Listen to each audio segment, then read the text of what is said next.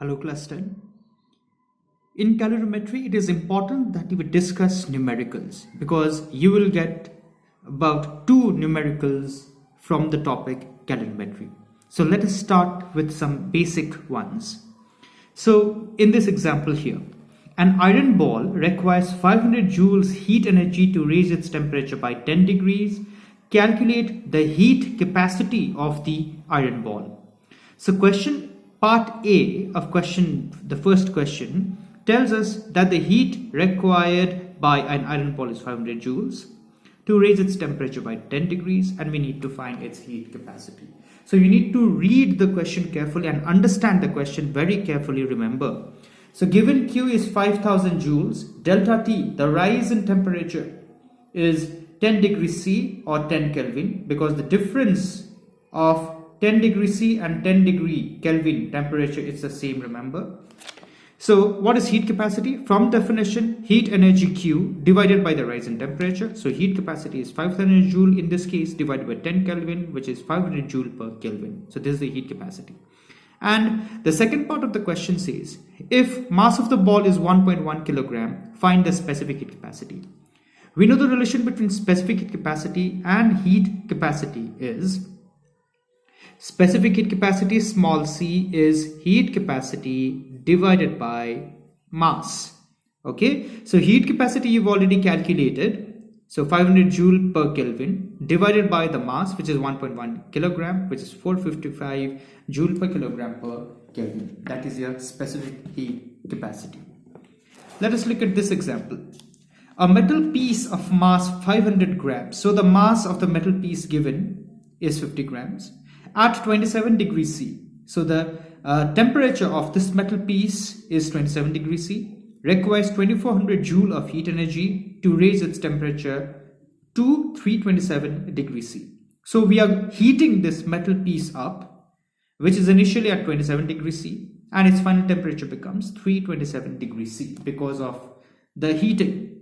Okay, so what we need to find is we need to find the specific heat capacity of the metal. So its mass M is 50 grams. We need to find its specific capacity. We are providing it 2400 joule of heat. And what is the difference in temperature? The difference in temperature is 327 minus 27 degrees C, which is 300 degrees C. So M is 50 grams or 0.05 kilogram. Make sure you're working in the same system of units. Basically, you'll work in SI system of units. So the mass is given in CGS units, so you need to convert that to SI, which is 0.05 kilogram. The heat required Q is 2400 joule, and the rise in temperature is 327 minus 27 degrees C, which is 300 degrees C or 300 Kelvin. So from definition, specific capacity is heat energy divided by mass into the rise in temperature. So this is 2400 joule divided by, you substitute the values of mass and temperature respectively, and you get 160 joule per kilogram per Kelvin. So that is the specific heat capacity of this metal piece. Now let us look at another example number 5. An electric heater of power 1000 watt. So here we are talking about an electric heater. It could be an electric kettle or a geyser, whatever, okay, of power 1000 watt. Raises the temperature of 5 kilogram of a liquid. So we have a liquid whose mass is 5 kg, initially at 25 degrees C, and because of the heating using this electric heater, because of the heat energy that we provided to this liquid of mass 5 kilogram, its initial temperature 25 degrees C is raised to final temperature 31 degrees C in 2 minutes, it says. Okay, then the question says calculate the heat capacity. Now heat capacity is what? Heat capacity is heat energy. As you can see here, heat capacity is heat energy Q divided by the rise in temperature. So the mass of the liquid is 5 kilogram. Okay,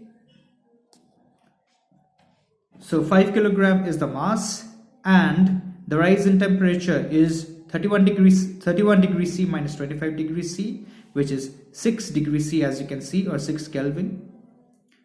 The mass is 5 kilogram. Now, what is the energy supplied by the heater? What is the heat energy supplied by the heater? That is not given here. Okay, so we need to calculate that. Heat energy supplied by the heater is power into time for which the electric heater is operated. And it is operated for 2 minutes, as you can see in the question here.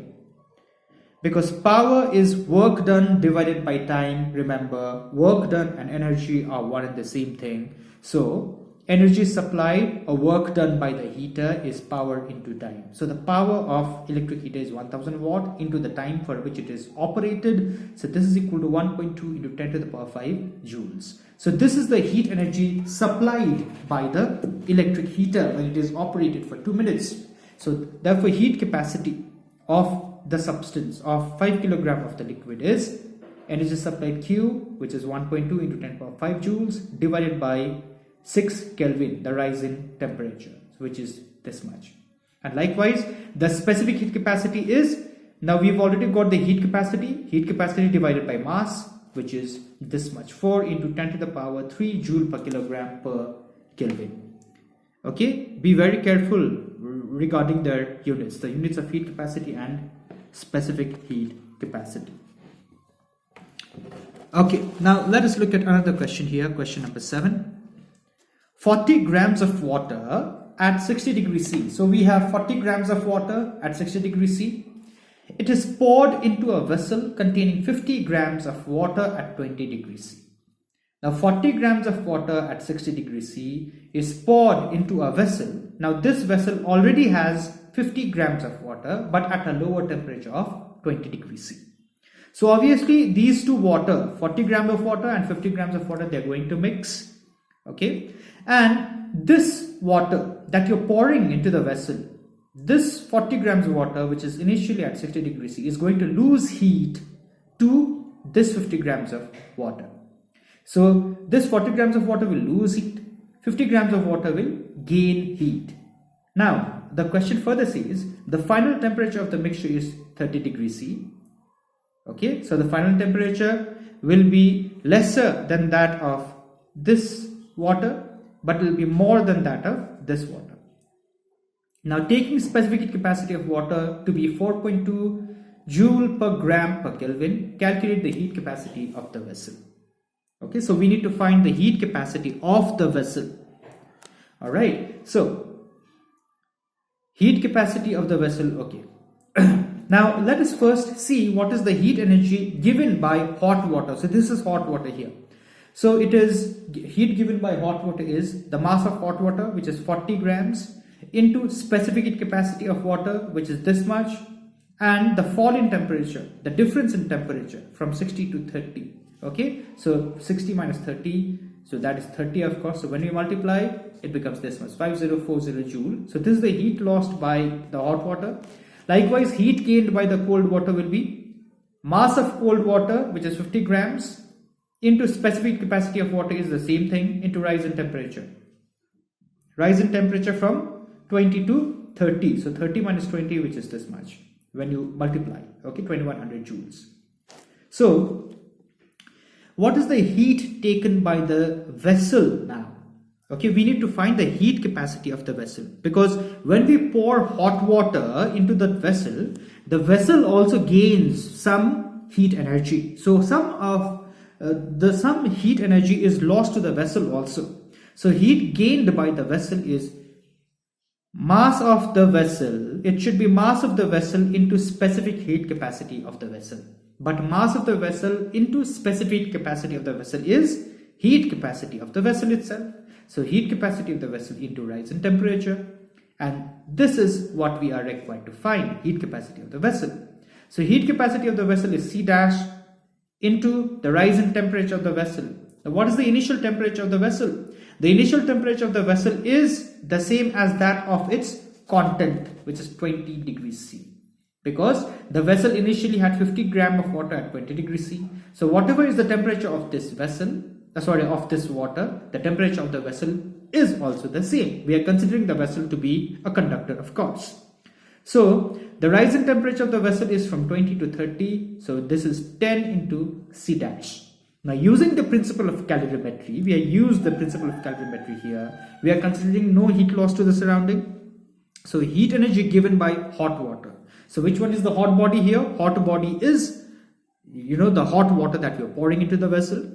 So, heat lost by hot water is equal to heat gained by cold water plus heat gained by the vessel. So, there are two bodies which are gaining heat. One is the cold water, which is there inside the vessel, and the vessel itself. So, heat lost by hot body is 5040 joules, which is equal to 2100 joules, the heat gained by cold water, plus the heat gained by vessel 10 into C dash. Okay, so this C dash is the only unknown. So from here we can easily calculate C dash, that is the heat capacity of the vessel, which comes out to be equal to 294 joule per Kelvin. So this is how here we have used the principle of calorimetry to find the heat capacity of the vessel. So this is how we will be doing numericals. So this is the kind of numerical, basically this is the kind of numerical that we need to practice.